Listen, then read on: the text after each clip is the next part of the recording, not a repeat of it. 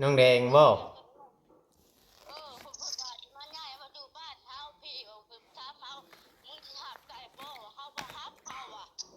เอาเราอยากมาอยู่กับสิเป็นหยังอะไรมาอยู่เมจอนบ่ไผเป็นคนเว้าอันนี้นะเอาพังใช้มืดแทบไปอยู่มืดแต่มันบ่เห็นนี่ FC เพิ่นพังอยู่ได้เดี๋ยวนี้น่ะคอยตั้งกล้องขึ้นนี่คลิปไผเราโทรหาน้องแดงบ่เราโทรหาบ่เราไปหาน้องแดงบ่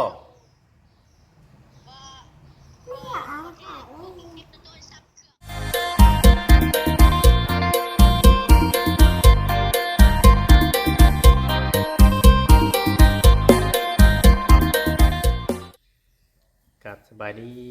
ดีพ่อแม่พี่น้อง FC เบิร์ดสุขุสุคนพี่น้องเนาะทางฝั่งไทยฝั่งลาวหรือว่าทางต่างประเทศพี่น้องเนาะแม่ FC ที่เข้ามาเบิ่งมาชมคลิปช่อง YouTube ของเราเวียงชายใจเป็นดอยเพียงเนาะวีโซพี่น้องเนาะอยู่ทางบ้านทางเฮือนพี่น้องเนาะมีหยังนี่อ่านพอมานี่โอ้หยังอ่ะนะโอ้มีหยังเด้บ้านนี้ฮะไปยังฮะเฮาได้ที่3หยุดลงหยุดลงเลยที่3ก็เก่งได้ที่3ก็ตัวได้มาหยังได้มาโคกเบิ่งหะเบิ่งเอามาให้พ่อเบิ่งต้องให้มันขาดเลยอ๋อคิวเฮ็ดขาดไผเฮ็ดขาดเบิ่งหะได้ที่3นางวีระวันพรหมละนี่ได้ไปสิงโตอยู่ในเมืองบ่โดยไปไหนไปเซ็งอยู่พุ่นบ่โดยขึ้นบอกให้ไปสิงโตอีกอ๋อหาสิงผ่านคณิตศาสตร์เซ็งผ่านได้ที่3เนี่ยตัวบ่ตั้งใจเฮียนเจ็บบ่ได้ที่1เด้เฮียนได้ที่3ตัวไทยอันไปเฮียนไปสิงนักเรียนเก่งได้ที่1บ่ครูบอกให้ได้ไหนครูทำให้ครูหาเรื่องมาหาหมูตัวแรงนะนี่ไม่ละเพื่อนให้ไปบุญบ่รู้แล้วอันนี้เขาหาเรื่องมาหาหมูบิ้วเอาเครื่องไว้ก่อนเด้อพ่อหาเรื่องมาหมูไรตัวสิเมื่อเลยบ่ฮะมาเนี่ยพี่พ่อจะออกไปเฮือนนอกได้นี่น่ะเฮือนปลาคีนผมเฮือนปลาคีนไปบ่เฮือนปลาคีนพอรู้แล้วพอรู้ที่มาลูกพอพานี่มาหาลูกฮะจะไปล่ะหนูเพิ่นบอกบ่เพิ่นว่าไปเด่นบุญสิบ่โดยแต่ไผสิเงือกกูอ่ะปินหน้ามาหาปลาลุงแม่ฮะปลาคูว่าในไหนปลาคูนะ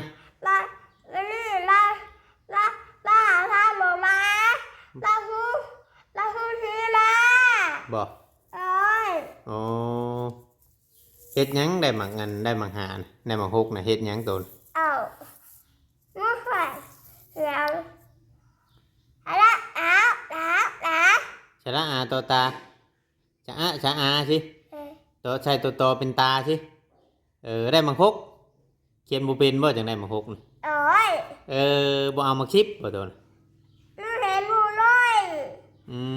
ตัวน้อยหรือเราไม่รู้มิวเขียนตัวน้อยบ่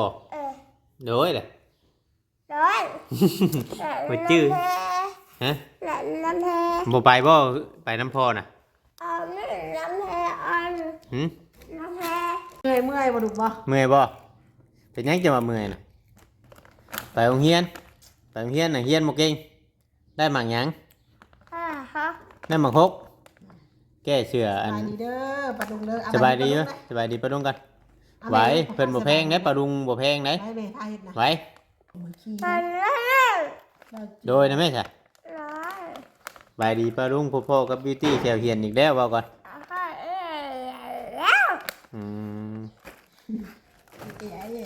แขวเหียนน่ะดีบ่ตัวน่ะเป็นหยังจังแขวเหียนฮะเป็นหยังจังแขวเหียนเป็นย้อนกินขนมลายเนี่ยปะจ๊ะกินแต่ขนมในขนมกับบ่ขาดทนมือ FC เพิ่นสิเว้าแล้วนี่ถ่ายคลิปไรก็กินแต่ขนมนี่โอ้ยตายถ่ายคลิปไรก็กินแต่ขนมแท้น้องบิวตี้นี่ฮะเอื้อยก็มาส่งแล้วก็เมื่อแล้วพี่น้องไงเนาะมาส่งน้องแล้วก็เมื่ออยู่เฮือนยายบ่ได้ลงโรงเรียนตอนแรงคือว่าเพิ่นหยุดพุ่นแหละมื้อวันอาจจะเป็นวันที่5ที่6พุ่นจักลูกเว้าอยู่ อะไรเรียนนะ แม่ น่าจะเป็นวันที่4ที่5แหละที่3น่าจะหยุดชดเชยแหละ เนาะยังหยุดอยู่แล้วเป็นวันพุธวันพฤหัสพุ่นแหละพี่น้องเอ้ยฮ้อน ฮ้อนเด้อพ่อ เมื่อนี้ปึ๊บมาบัดเดียวพี่น้องอากาศเปลี่ยนปึ๊บเลยอีกหน่อยก็ปรับตัวน้ำเทพสิเบียกทัน แก้วเลย แก้มก็ แตก เริ่มแตกแล้วเอาใช้อันนั้นวัสดินนะท่ายเนี่ยเริ่มขึ้นมาหน่อยนึงเพราะมันอากาศเย็นลมแล้วบัดมาปึ๊บฮ้อนบาดเดียวพี่น้องไงเนาะปึ๊บหนาวบาดเดียวปึ๊บฮ้อนบาดเดียวเด็กน้อยคือว่าเนี่ยพี่น้องไงเนาะกับโบติ เอ้า ทำคุณทั้งพี่อาจจะไปใช้อันฮะได้ มันปลาดุงนะแม่ดอก อันนี้ก็อยู่ในเฮือนพี่น้อง ว่าสิเด้อว่าสิว่าน้องวิตตี้บอกปลาดุงได้ว่าอยู่หลานนูนมีหยังแน่นะไปพี่มาเว้าพี่ ปิดหน้ามาแล้วบอก มีหยังแน่มีหยังแน่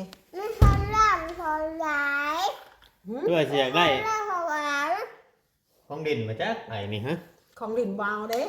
บ่เอาของดินนะ ของดินบ่เอา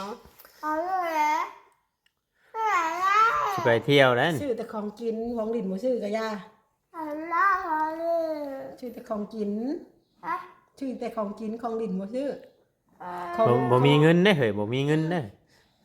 บ่มีเงินนะเก็บไว้จะดีในเสื้อขาวลูกนะ มาไปต้องเรียกแก้ไปดิเลยเนาะ แก้ไว้นี่เลย นี่ไว้ตะก้าว อืมกินได้ขนมช็อกโกแลตยังแขวจังไปเที่ยวเบิดแหละ มักถ้าได้ พี่น้องเอ้ยฮ้อนแฮงมื้อนี้บ่เวียงบ่ได้ออกไปข้างนอกเลย มีแต่ว่า บ่แบบว่าหนาวแล้วก็กลับมาฮ้อนนี่เนาะสร้างปีน ถ่ายคลิปอยู่บ้านอยู่เพื่อนพี่น้องเนาะกับเปลี่ยนนั่นหน่อยหนึงไปแน่มือไปแน่มือบ่ไปแน่ มีเงินเติมน้ำมันรถบ่จัก บิวตี้ฮ้อนได้เบิ่งจังหน่อยอาบน้ำให้จั เสื้ ง อเปลี่ยนบ่บ่มันแบบมื้อเช้านี่หนาวเพราะนี่น่ะมันกะอากาศชะมามันร้อนแบบนี้เลยกะคือสิคล้ายแน่ยันตอนแรงยันลมอีกนะ จังหน่อยเอาเสื้อแขนสั้นมาเปลี่ยนเพราะว่ามันเฮานุ่งเสื้อแขนนี่โดน เลยว่าบ่ได้จ่ายหยังกับไผ กินอย่างเดียว กินอย่างเดียว เป็นอะไรม่วนบ่ พ่อได้มากินร้านบ่ได้ พังพ่อสิถามนี่เป็นอะไรแม่อยู่น้ำน้ำมวนบ่ฮะ ให้แม่ไปบ่ ให้วิวไปนะแม่มีเลย ใช่แม่ไปทำงานบ่วิวอยู่กับแม่ย่าบ่พ่อให้พ่อกับไปบาดีบ่เด้วพ่อไปบาดี ใครจะไปน้ำพอวะจะไปน้ำพอนั่นมันไก่จังหน่อยลูกก็มีแต่อยากนอน ไปตลาดนี่ก็ เดี๋ยว ไปตลาดนี่ก็ยังนอนเมื่อวานเมื่อก่อนน่ะก็เอื้อยไปน้ำก็เอื้อยอุ้มนอนก็ ขึ้นรถได้อย่างนอนรถดิ ขึ้นรถได้อยากนอนรถมันบ่คือรถใหญ่ได้อเหยขี่รถ เนาะ อ่าหึ Hãy วิวบ่ได้อยากนอนเลยอืม นอนเพื่อน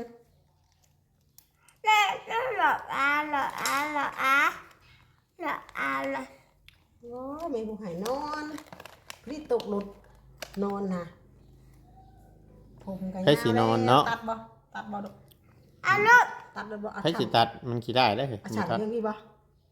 เอาคือแบ่งบ่เอาทำไร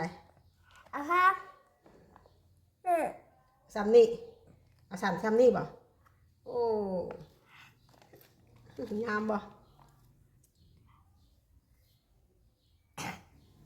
เอาไว้กับอากาศเนาะพี่น้องเนาะเดี๋ยวก็ร้อนเดี๋ยวก็หนาวอยู่ปรับสภาพตัวน้ำบ่ทันเลย แม่น คอยกับแบบผู้ชิงขิ้งไข่นี่บ่อยู่คือว่าปวดกระตนกระโตอยู่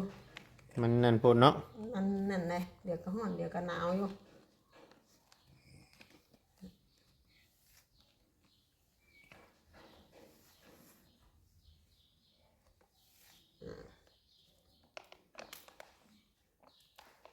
ผมก็ต้องมัดแต่แบบนี้นะ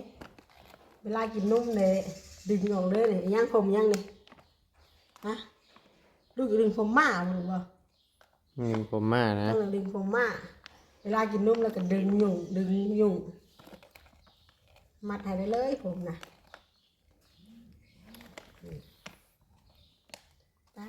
ปอกกับปลาลูกเนี่ยไหมฟังหน่อยสิเบา ครับ อันขี่รถชิ่งนั่นลูกจะขึ้นกับไผ ผมก็เลี้ยว ไม่ยันตกบ่ ตกบ่ไม่ยันตกบ่ขึ้นคนเดียวนะเฮ็ดแบบใดลูกขึ้นลูกเฮ็ดแบบใด อันมาได้ไหนเลย ไปอัน เร็วเลย ไปโรงเรียนครูบอกว่าเมื่อ เร็วแล้ว ตอนแรกไม่ได้ไปเลยมาดดเกี่ยวพ่อแม่อยากไปเที่ยวบ้านอยากไปเลาะ มื้ออื่นก็ยังไปถ้าไปวันเดียวไปหลายวันก็บ่ไหวดูเลยมีเงินไปมื้อเดียวพอถ้าไปมื้ออื่นมื้อสุดท้ายพอตัวนี้จมอยู่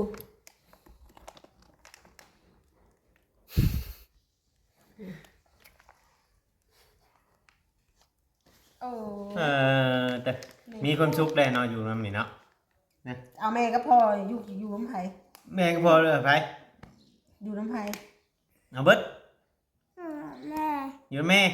แม่ อยู่ไผ ลืมพ่อ อยู่เบิดทุกคนคักอดีอันนี้เนาะคักนี่อดีอันนี้อยู่นำเบิดทุกคนอันนี้ เอื่อยจ้ะ เอ้ยได้ใช่ตอนแรกนะป้าครูเพิ่นเว้าในไลฟ์ตอนแรกเนาะเพิ่นว่าในไลฟ์เพิ่นจังบ่ได้ไปโรงเรียนน่ะหรือว่าสิลงบ่นี่ฮะ มันก็มีหลาย หรือว่าสิลงเรียนบ่นี่ ลงบ่ พ่อ ฮะ พอครูว่า เพิ่นบอกว่าให้ลงบ่อยากกินหลายก็ดูขนมนะ มือไรเพิ่นให้ลงจ้ะ มุมแท้นี่อาบน้ำเด้อกินนมเด้ออาบน้ำเด้อ พวก อีก5มื้อว่าเพิ่นบอกน่ะไผเรียนเก่งเพิ่นว่าน่ะฮะป้าครูว่าไผเรียนเก่งมีบ่ งู มีเด้ นี่ละบ่าที่ มีกระนำชิปเรียนเก่งบ่มีน่ะ ใช่ อืม เลย ลูกคือเรียนบ่เก่งว่ะฮะลูกคือเรียนบ่เก่งเดี๋ยวเบิ่งงานยุงถ่ายรูปกัน แต่พวก ถ่ายรูปกัน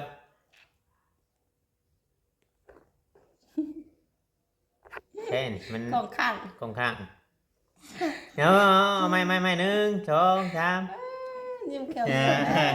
เป็นเขียวเหียนได้ เป็นแก้วเย็นเลย ม่วนแน่เลยพอแม่อยู่นำ วายม่วนบ่ ปัดมือ อยากให้อยู่แบบนี้บ่สิเอาเงินใช้กันกิน เมื่อไหร่แม่บ่อยู่นี่โอ้ย เงางอยบ่ เงางอย อะไรแม่ย่าว่าออกมาสาขอยคิดแบบอันลูกคือแบบหลานนะหรอวะตกคำแรงมาโดนเงาอยู่หนูไม่ชื่นแบบนี้แหละ ตอนเว้นนี่แค่แน่ตอนคืนก็แบบประมาณ5 โมง 6 โมงแดงเพราะว่าเพื่อเจ้าสิมาบัด3 ทุ่ม4 ทุ่มเนาะ3 ทุ่มกลัวาบัดตอนนั้นบัดเพื่อมาบัดเพิ่นมานอนบัด นอน มันก็เลย เหงาในจังน้อย เพิ่นก็อยากบอกว่าเพิ่นงอกให้แม่บ่คือหยังพี่น้องเลยแบบว่าเพิ่นชอบเมื่อมาได้เพิ่นเฮ็ดบ่สนใจแม่นะแบบมันนอนหันหลังให้แม่นะเพิ่นนอนหันหลังให้แบบคือแบบว่าบ่สนใจแม่นี่งอกให้แม่ยักอ่ะ เเมื่อคืนเลยก็เฮ็ดอันเฮ็ดบ่อยากนอนใกล้แม่อีกอยากให้ ทางพอถาม นอน ปลา ใกล้ ปลาลุงว่าแพงบิวตี้เด้บัด พ่อ ทางปล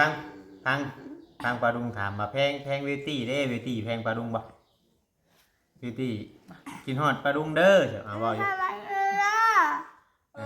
Wi-Fi เป็นยังไง ขอบคุณหลายๆเด้อปลาลุงเด้อ ขอพูดหน่อยบ๊ายบาย เอ้า มาเบิ่งบิวตี้เด้อกดหัวใจให้บิวตี้เด้อเดี๋ยวว่าอยู่ อะไรล่ะ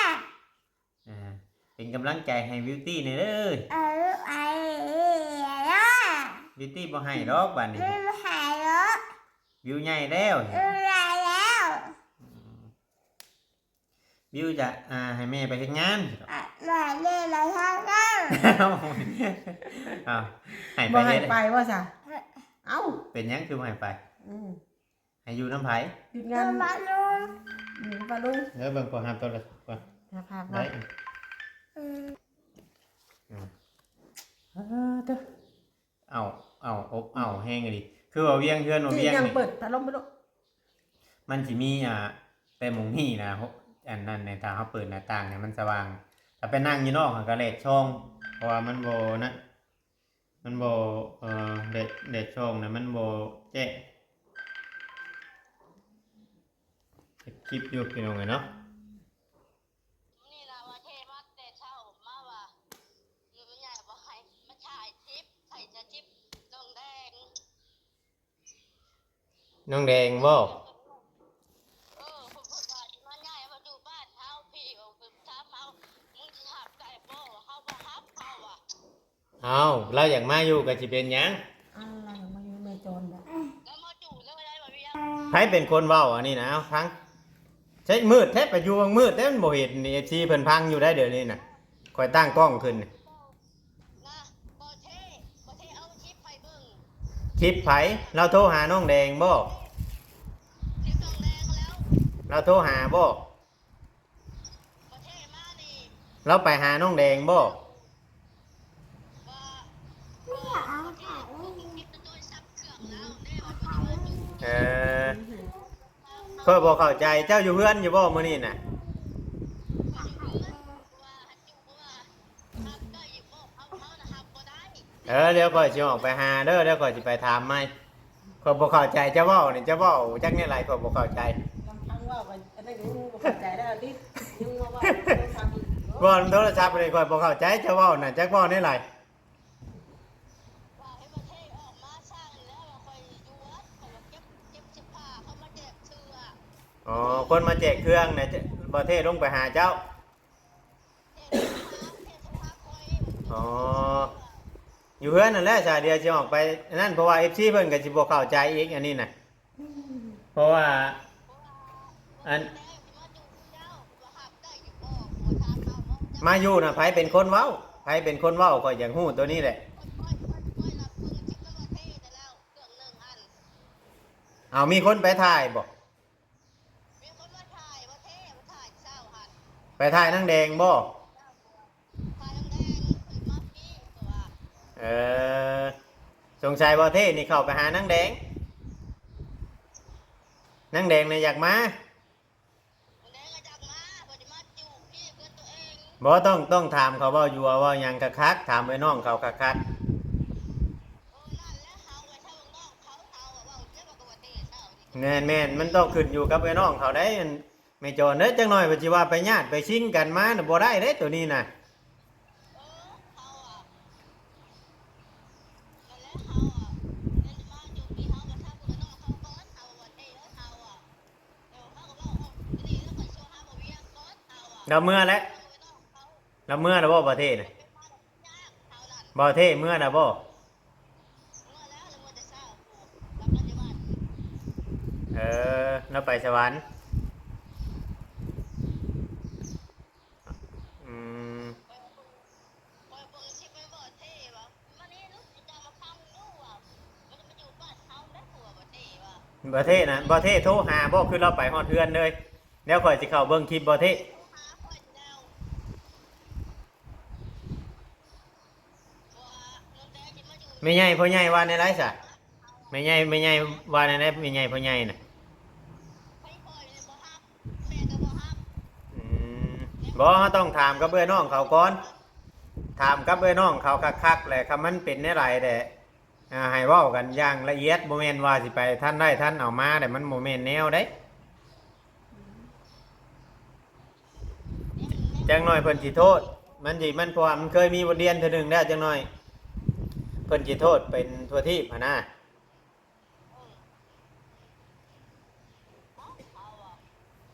มืดก็โลดอันโทรศัพท์เจ้าก็มืดแฮง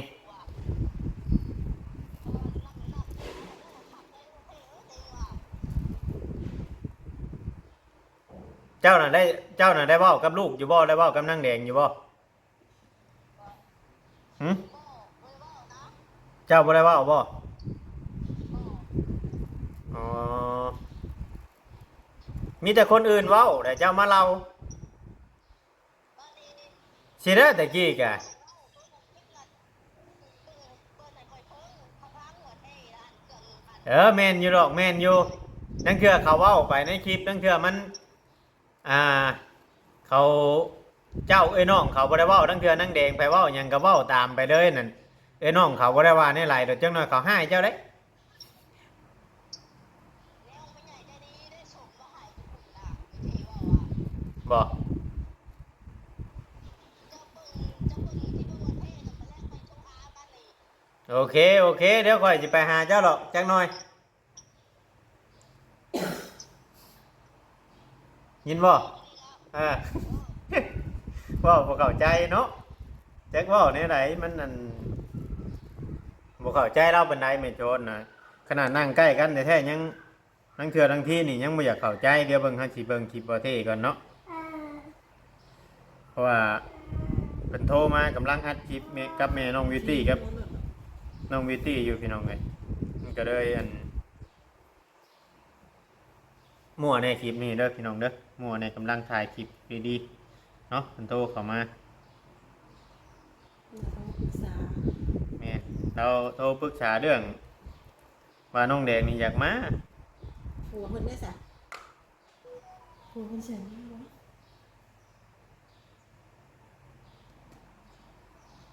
ใช่คือว่าผมเห็นคลิปบ่เท่คือว่ามีแต่คลิปไปถ่ายเมโจรนี่ไม่ใช่ ทางนี้ที่เราจอนเบ้าได้เข้าใจได้เลย ยังไงยูทูบก็ไปถ่ายเอาเมียเราเนี่ยเราอยากเห็นแล้วว่าอยากให้ยูทูบเขาไปถ่ายคือเก่าแล้วว่า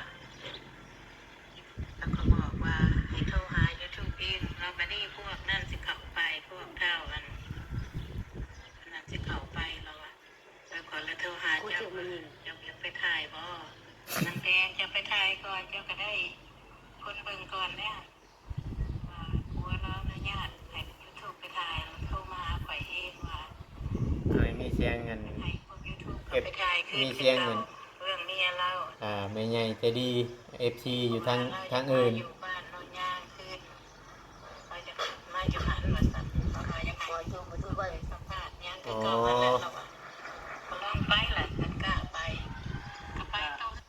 ว่าง่ายๆอันนี้ว่าเบี้ยงเสียงอธิบายให้ฟังว่าง่ายๆว่ามี FC ได้ส่งคลิปเสียงไปหาบ่เท่เนาะว่าทางอาญานี่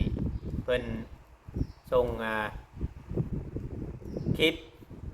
ไปหาหรือว่าเพิ่นโทรไปหาผู้นี้เนาะได้ก็บ่เท่ได้มาถามแม่โจรได้ก็บ่ฮู้ว่าเพิ่นสิมาอยู่ชายบัดนี้แหละทางบ่เท่ไปถามแม่โจรน่ะอาจสิเกิดความมันนู่นนั่นนี่แน่น้อยนึงนั่นแหละพี่น้องเนาะก็เลยโทรมาหาบ่เวียงเนาะมาปรึกษาหั่นแหละแต่ว่าเว้าในโทรศัพท์บ่เวียงก็บ่เข้าใจเพิ่นเนาะดิ้นเพิ่นพันกันแน่เดี๋ยวเราต้องไปถามอยู่เฮือนเพิ่นให้รู้เรื่องเนาะพี่น้องเนาะเพื่อความกระจ่างแจ้งในกะเดี๋ยวจังใดก็เฮาต้องถามทางญาติพี่น้องหรือว่าทางเขาเว้าอยู่